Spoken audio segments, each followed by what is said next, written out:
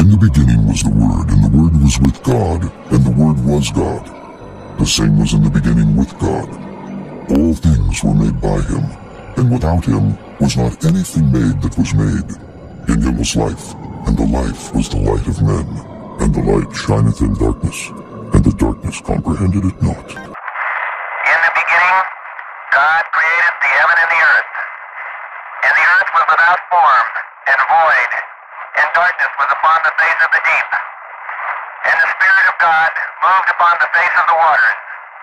And God said, "Let there be light." And there was light. And God saw the light, that it was good, and divided the light from the darkness.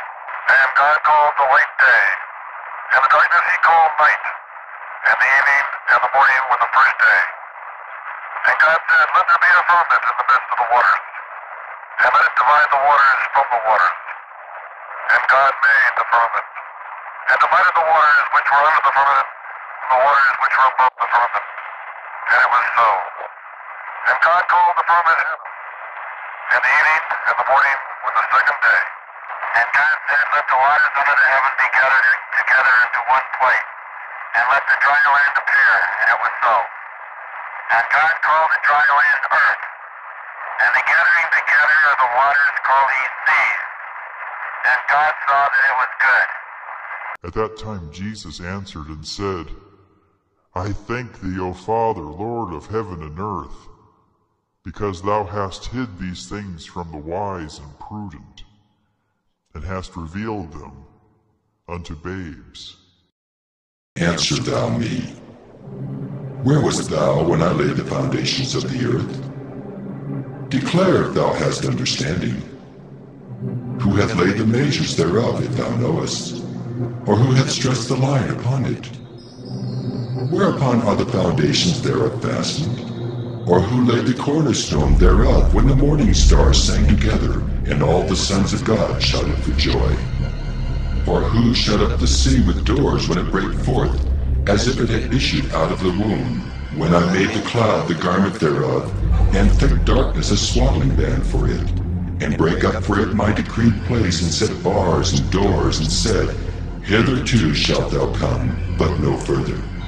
And here shall thy proud ways be stayed.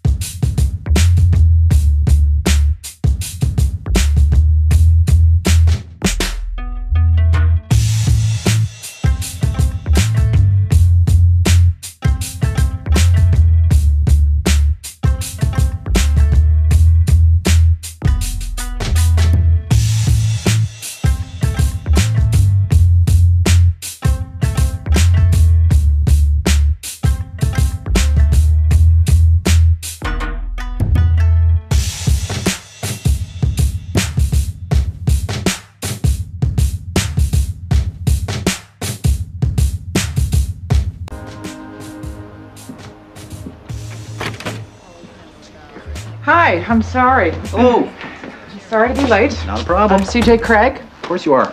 I'm Dr. John Fallow, Dr. Cynthia Sales, and Professor Donald Huke. Hugh. Huke.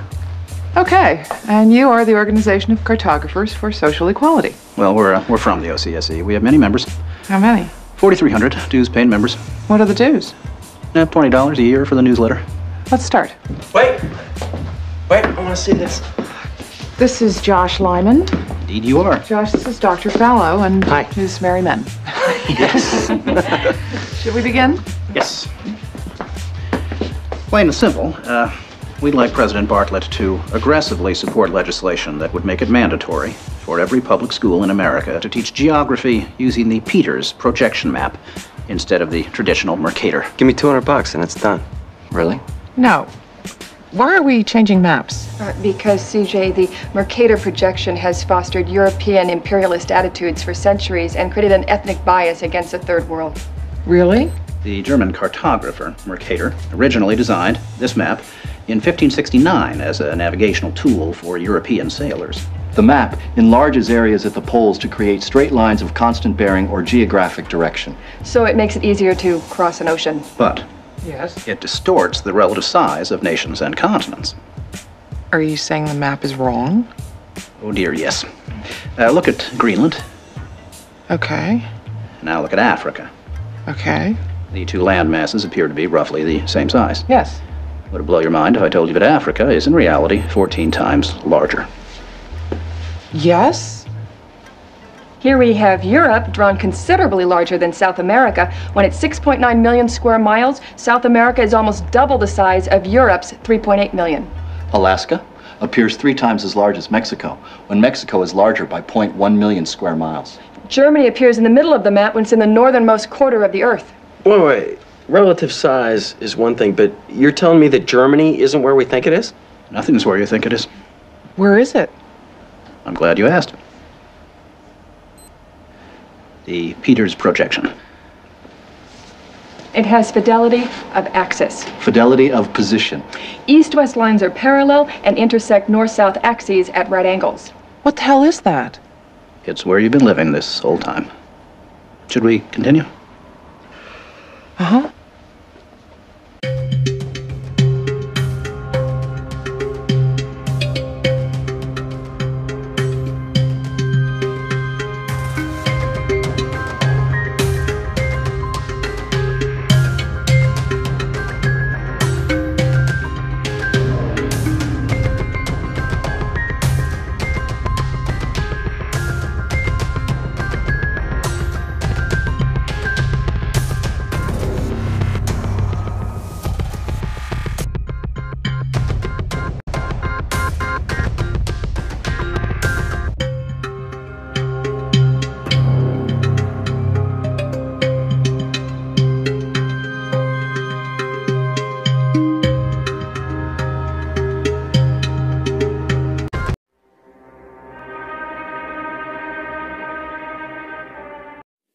The test pilot is solving problems. He's looking for inadequacies or shortcomings or barriers to substantial safety and increasing performance in flight. And his job is to identify those problems and assist in finding a solution. So it's a problem-solving job. And you're always working with the unknowns. And I found that a fascinating part of my career path. I really enjoyed the opportunity to contribute in some way to the solution of problems. The history of humanity has been, slowly increasing the boundaries of knowledge and knowing more and more and more and feel comfortable inside there, but at the edges, it's always going to be a challenge. Yeah, absolutely. And to those edges, your first flight, one of your first flights in your B-20... The history of humanity has been, slowly increasing the boundaries of knowledge and knowing more and more and more and feel comfortable inside there, but at the edges, it's always going to be a challenge. Yeah, absolutely. More and more and more and feel comfortable inside there, but at the edges, it's always going to be a challenge. Absolutely. And to those edges, your first flight, one of your... There's no way out. There's no way out. There's no way out.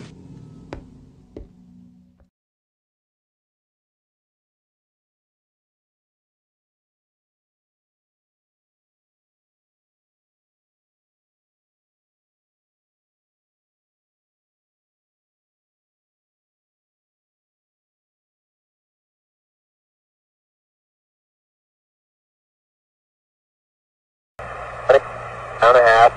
Contact light. Okay, engine stop. Houston, Tranquility Base here. The Eagle has landed. Roger, Tranquility. We copy you on the ground. You got a bunch of guys about to turn blue. We're breathing again. Thanks a lot. Okay, Neil, we can see see you coming down the ladder now.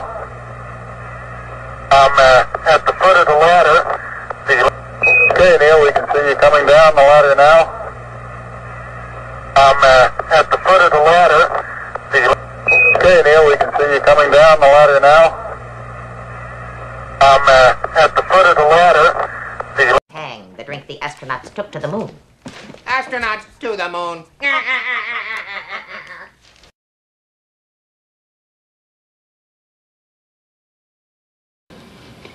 Certainly the highlight for the three of us of that decade.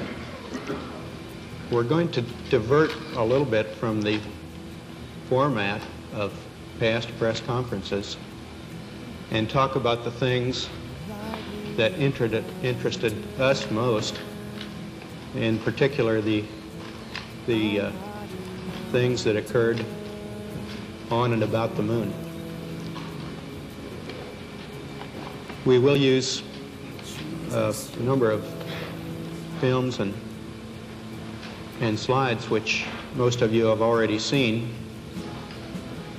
and with the intent of pointing out some of the things that we observed on the spot which may not be obvious to those of you who are looking at them here from the surface of Earth.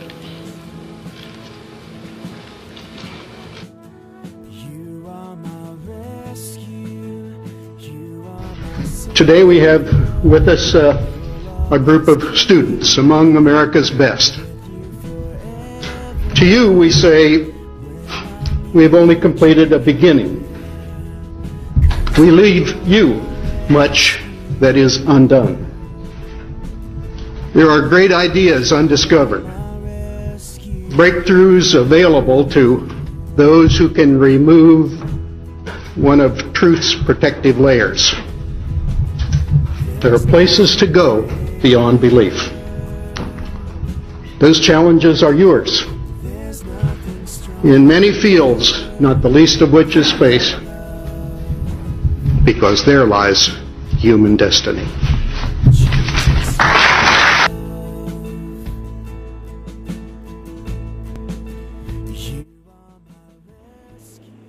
Hello, my name is Bailey.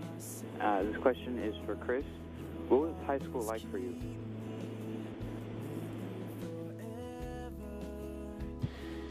Well, it was the 1980s, so the music was different, the hairstyle was different, the clothes we wore were different than today, but probably in 5 or 10 years it'll be the same.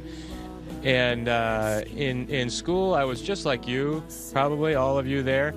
I tried my best. I didn't always succeed, didn't always do well, but I put my best effort into school. Math and science were kind of my favorite subject. I didn't really like English and reading too much, but I've since grown out of that and I enjoy reading now. And I played a lot of sports. And all of that happened in a little town called York, Maine, across the United States from where we're talking to you right now. Hello, my name is Steve Owen. I'm a teacher here at Riverside Prep. I'd like to ask you about the stress associated with the long periods in the space station. I'd like to ask Karen, what is the training that you get to cope with that stress and related psychological issues?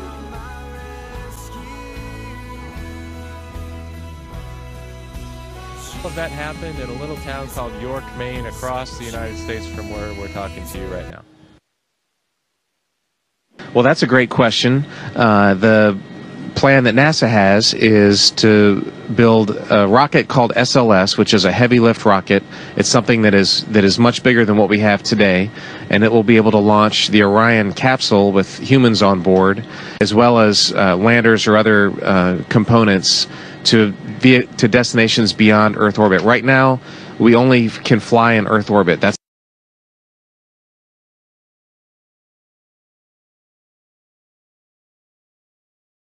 We only can fly in Earth orbit. That's the farthest that we can go.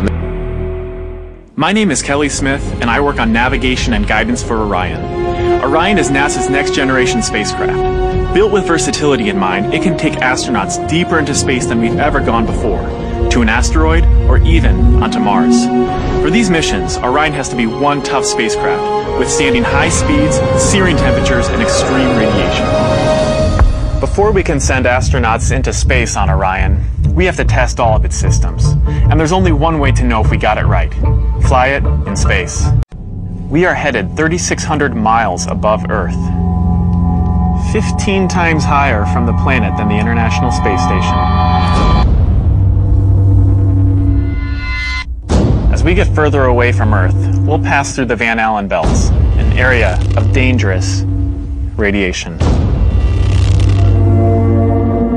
Radiation like this could harm the guidance systems, onboard computers, or other electronics on Orion. Naturally, we have to pass through this danger zone twice, once up and once back.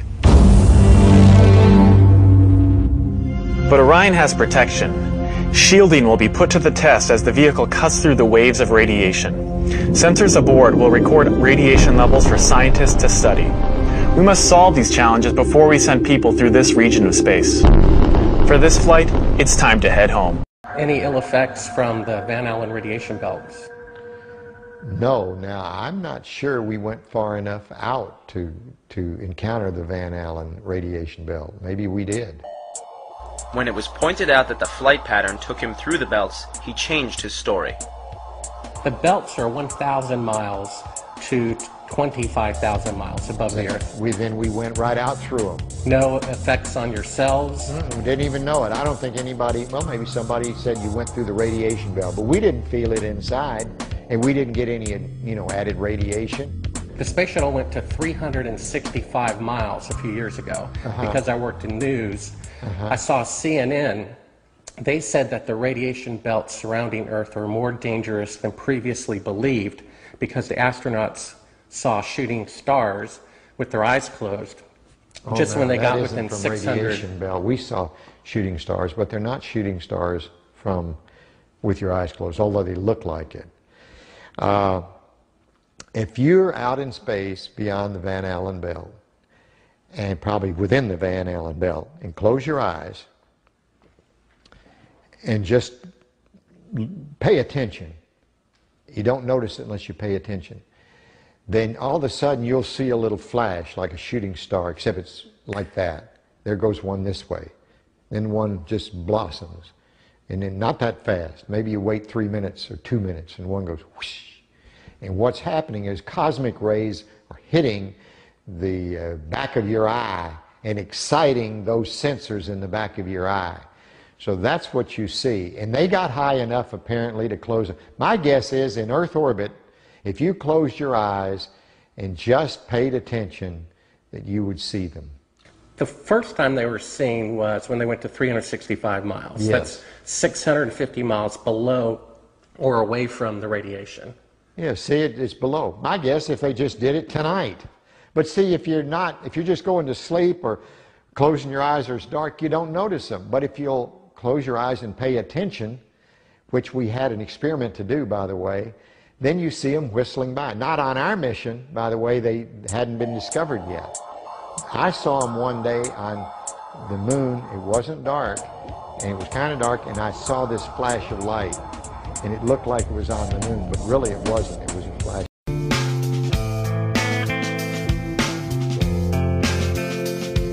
Space may be the final frontier, but it's made in a Hollywood basement.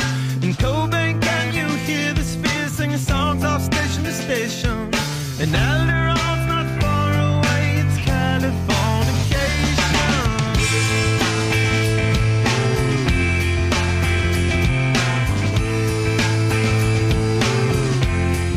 Anybody hears their pains or their concerns, young people for whom getting involved in politics is as, it's like going to the moon. It ain't gonna happen.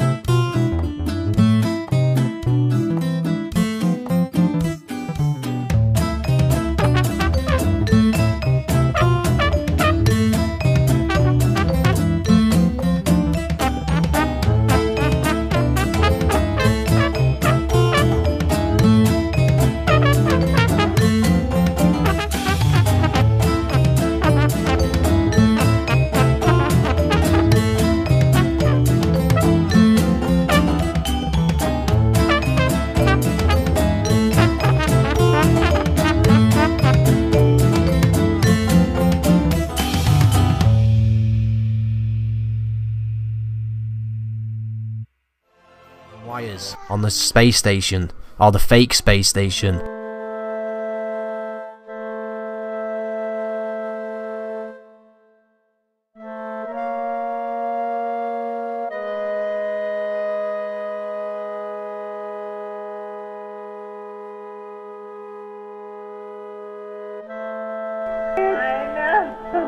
You've just been busted, guys. Busted wide open. Your hoax has been exposed. You deceive.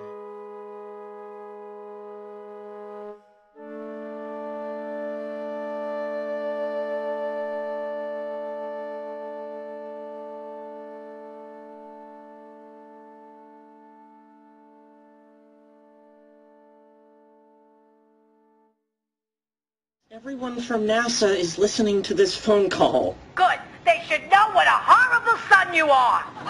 Okay, Ma. Great talking to you. Gotta go. Well, space is ruined.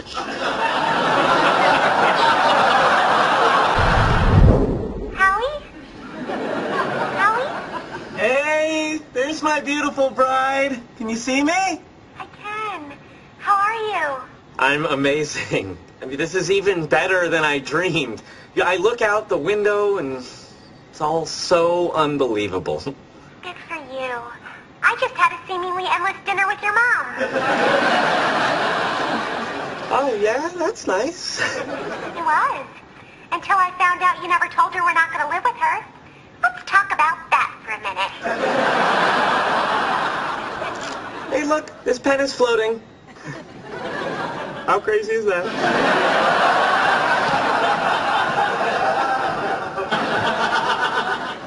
Lopes, you realize you just lied your ass off to your wife and your mother. I know. What are you gonna do when you get back to Earth? Oh, I'm never going back. Hey, buddy, how's it going up there? You don't have to shout, Raj. It's not like I'm an astronaut floating around in outer space. Oh, wait, I am.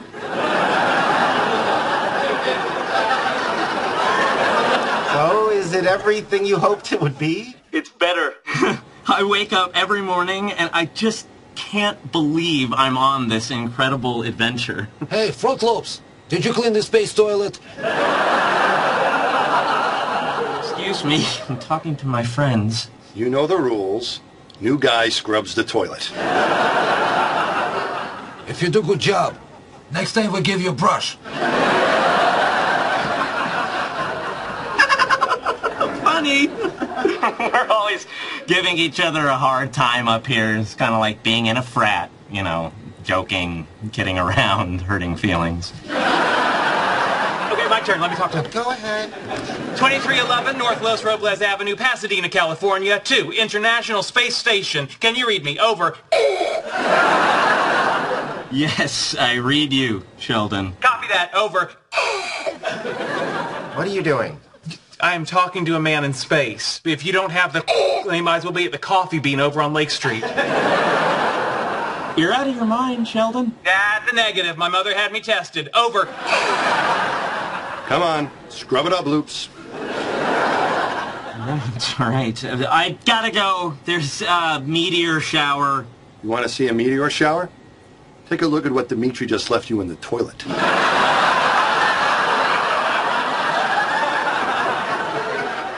Bye. Over and out. Bye, buddy. Hey, Bernie. There's my hubby. How's everything going up there? Oh, it's okay. Space is beautiful. Earth is beautiful. Same old, same old. What's wrong? Nothing. Everything's fine. Howard. The other astronauts are being mean to me. Oh, what are they doing? Well, like, for instance, the other day when I was asleep, one of the guys went on a spacewalk and glued a big-eyed rubber alien mask to the outside of my window. When I woke up, I screamed for like 9 minutes. Oh, Howie. You can see it if you want. It's on YouTube. Google astronaut screams for 9 minutes.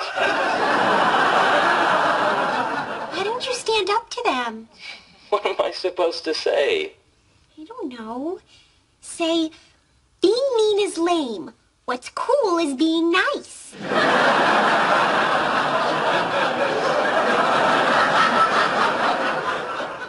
Great. I'll do that when I want to be the first guy in space to get a wedgie. Do you want me to call somebody at NASA? No.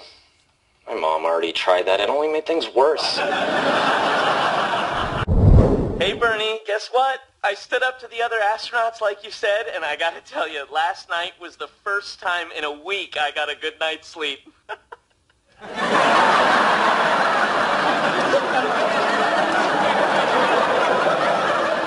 Oh, Howie. What's wrong? You look upset. Nope. This is my proud face.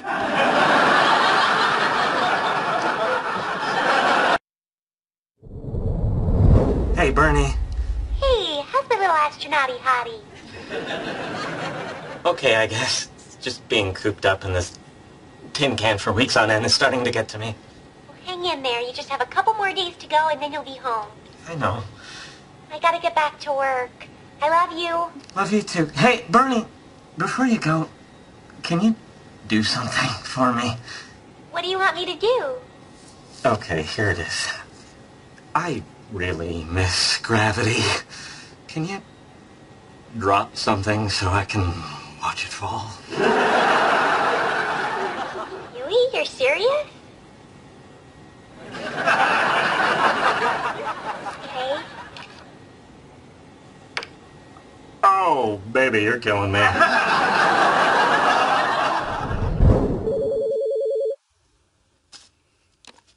Hey, I wasn't expecting to hear from you today. Everything okay? No, not really. What's wrong? Well, remember the Soyuz capsule they were sending to bring us home? Uh-huh. It's delayed. We're going to be here at least another week, maybe 10 days. It's the Russians, so you don't know. They left dogs up here in the 60s. Come on, Howard. No one's leaving you up there. I don't know how much longer I can take this. I can't sleep, and zero gravity is giving me crazy acid reflux. I'm down to my last 3 tums. You're gonna be fine. You survived that Weight Watchers cruise with your mom. And they ran out of low-fat ice cream on day 2. Just calm down and take a few deep breaths. Okay. What am I doing? I'm using up all the oxygen. If I die, I promise you'll never have sex with another man. How you doing, Howie? You feeling a little better? Oh, a lot better. Thanks. One sec. Listen close, I don't have a lot of time. I need you to go to my house. In my bedroom, you'll find a model rocket. I want you to take it and bring it back to your place. Okay. Step 2. Build a version roughly 14 stories high. Fill it full of rocket fuel and come get me. I'll leave the door unlocked. Howie, honey, maybe you should talk to someone. Let them know you're having a little anxiety. No, I'm fine. No anxiety. We should probably talk in code. From now on, frog is me, sandwich means you, and lemon means rocket. So come on, sandwich, build me a lemon, because Froggy wants to come home. Hey, Howie, how you feeling? Better. Much better. The other astronauts held me down, gave me a shot.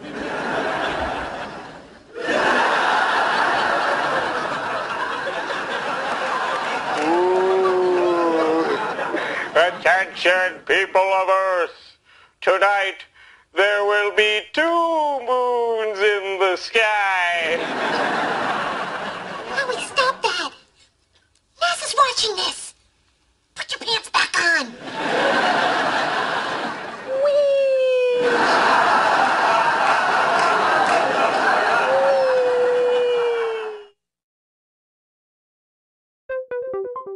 Howard, goes up into space at the end of season 5 and begins season 6 in the space station for the first few, and progressively starts to get a little more stir-crazy, a little more hirsute, and Mrs. Earth and not his mother, but she tracks him down in space. And he misses his wife and gravity. And I think we pulled it off. I think we earned it, which I guess is sort of rare in a sitcom. It was believable that this little guy is gonna get married and shoot up into space moments after and kind of be there for the duration. So yeah, it was probably, I think, unprecedented. Ignition sequence start. 6, 5, 4, 3, 2, 1, 0. All engine running. Liftoff. We have a liftoff.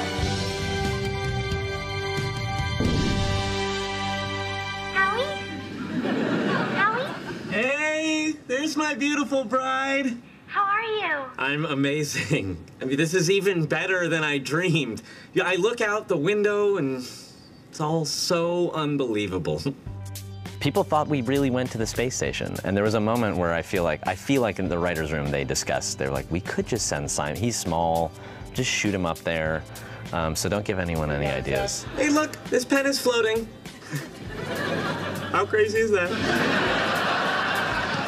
We had to do all of our own slow-mo kind of non-gravity acting, which was a challenge because it's sort of like acting underwater. And then there were special effects. We were on like a pulley and a bicycle seat, and there was some chafing. Still slowly recovering, but otherwise, yeah, it was unlike anything I've really done.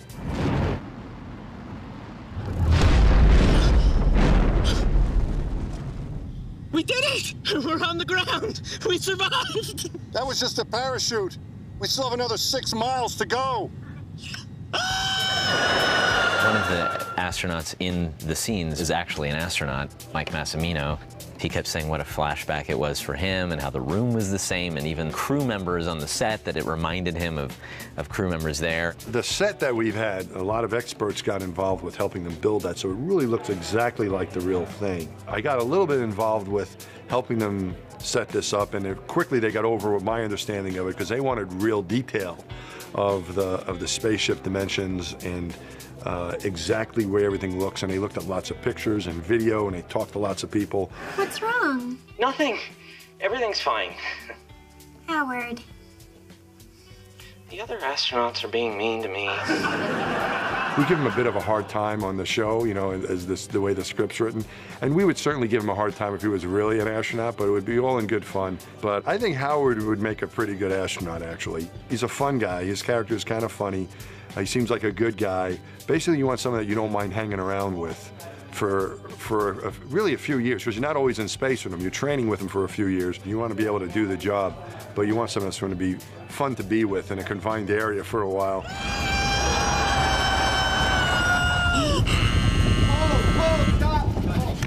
I haven't heard screaming like I've heard from Howard, so I guess that's probably the biggest difference. He seems to be a little more emotional than what you would expect.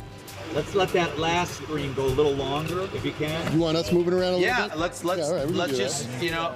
Now I can say I'm not really an astronaut anymore, but I play one on TV. I can say that, but I'm still really an astronaut, so I'm not really sure how to phrase it.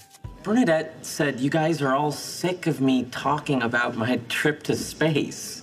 Is that true? No. You know, the show, when Wallowitz comes back, you know, a lot of people won't necessarily care about him being back. You know, it's like it's everyday life still went on while he was away. Boy, it's nice to sleep in a bed with gravity again. Any thoughts on where we should get dinner? Anywhere but the space station. I was thinking about wearing my NASA jumpsuit as a costume, but then I realized everyone would be like, where's your costume? Why are you wearing your work clothes, you nut? I went to space! Space, space, space, space, space! Are we clear to jettison that nightgown? Okay, we need to talk. But that's, I think, is an accurate depiction. You come back and it's, you know, life went on while you were gone, and now it's your turn to readjust to it when you get back. 2 weeks ago, I was an astronaut. Yeah, well, now you're a Smurf. Keep walking.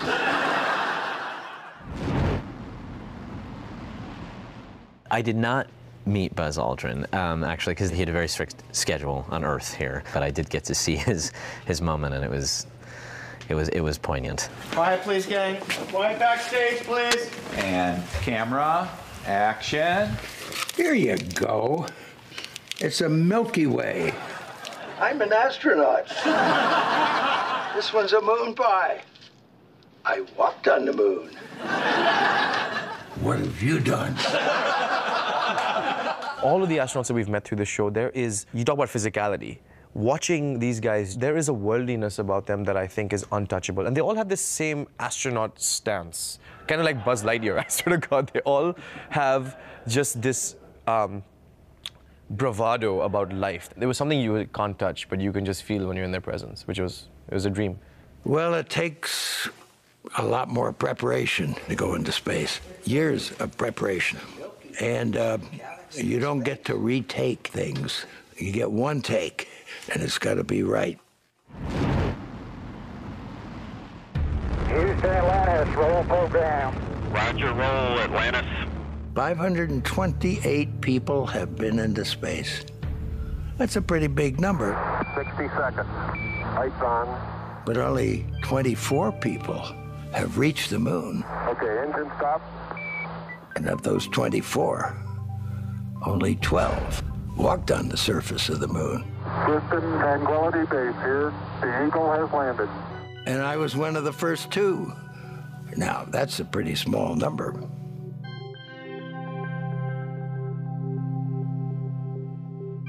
Spacewalking is the coolest thing that I've ever done.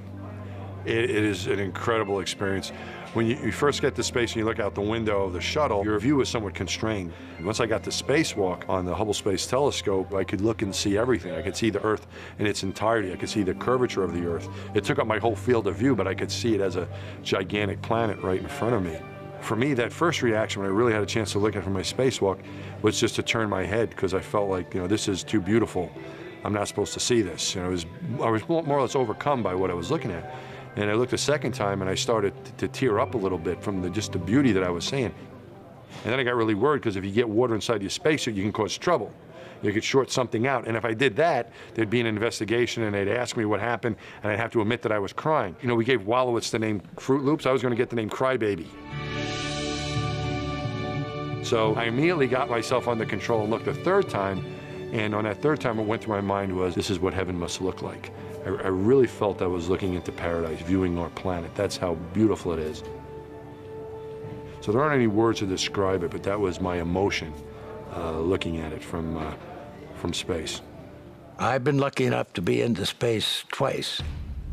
One in the two-person Gemini spacecraft, and of course Apollo 11, that was given the chance to make an attempted landing, and we were very successful as we landed on the Sea of Tranquility, and were there for about 20 hours outside for about 2.5 hours walking around on the magnificent desolation of the surface of the moon. That's one small step for man, one giant leap for mankind. My advice to anyone going into space is, it may turn out to be a once-in-a-lifetime experience. And since it is such a rare thing, enjoy every moment of it and be curious about everything you see. Think very carefully about everything that you do so that you can remember, come back, and then tell your friends all about the fun it was in space. Hi, I'm astronaut Rick Searfoss. I flew the space shuttle 3 times, twice as a pilot, once as a commander. Now I'm the chief test pilot for a company called X-Core Aerospace.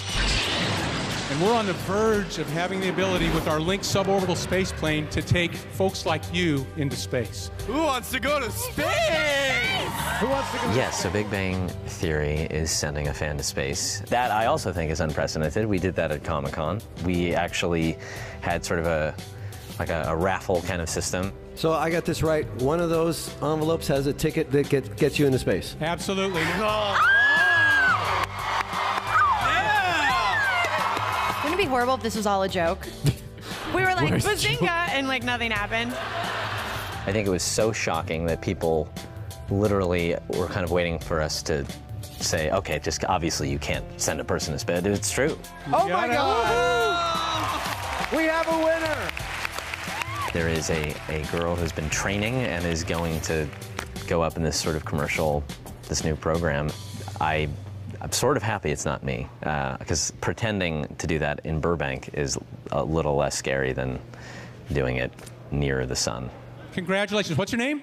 Mercedes. Mercedes. Great. Well, you're going to have a life-changing experience. I can't wait to fly with you on board Lynx. Oh my gosh. All right. Unfortunately, they don't have the means of getting her back, but no.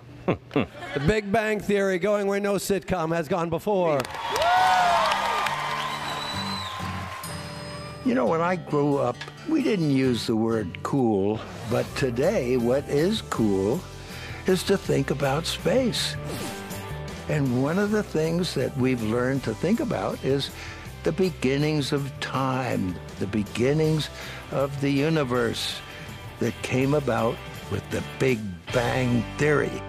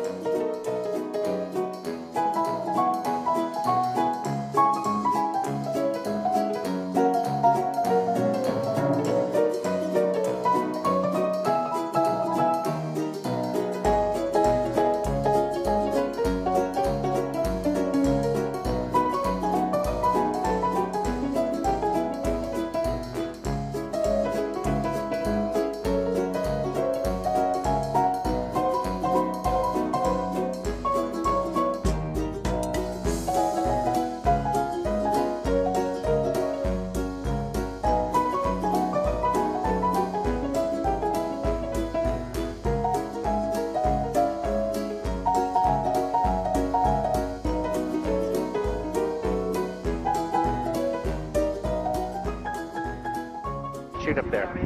So Can't solicit like this. keep shooting. All right. Well, then I go through my masters. Yeah. You got to keep shooting, man. Okay. Well, you can put it on your shoulder. Don't be shy. Come with me, Buzz.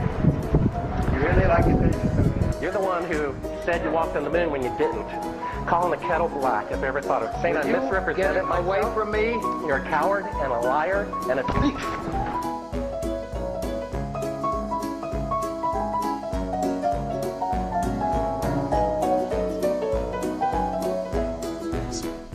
Well, you guys are known as the Mythbusters. And there was one guy, I think, what's his name here? Bart Seabrill, who went all the way. He made a film, a documentary film, debunking the whole mission to the moon. It was something, a funny thing happened on the way to the moon. But I think that Buzz Aldrin has to really be one of the real Mythbusters, because when Seabrill approached him, shouting at him, "You're a liar, a coward," let's show the audience a clip of that. You're the one who said you walked on the moon when you didn't. Calling the kettle black. If I ever thought of saying I misrepresented myself. Away from me. You're a coward and a liar and a thief. And there Buzz Aldrin just clocks him on the spot. How did that feel? He's for an honorary Mythbuster for that. Your thoughts, Adam? Buzz Aldrin's my hero for doing that. It's one thing if you want to believe that there's questions, but to impugn the honesty of someone like Buzz Aldrin, those original Apollo astronauts were an incredible group of really brave men who did an amazing feat. They were at the business end of a very terrifying endeavor, and we've had the honor to meet a few of them, and if I ever meet Buzz Aldrin, I haven't met him yet, but if I ever meet him, I'm buying him a drink for that. Jamie? Yeah, I mean, It's really amazing when people get so insistent about this kind of thing, and sometimes you just got to pop them one, I guess. I guess so. Well, the judge agreed with Buzz Aldrin. The guy tried to sue Buzz Aldrin for that punch, and the judge threw it out of the court saying he had it coming. Astronauts to the moon.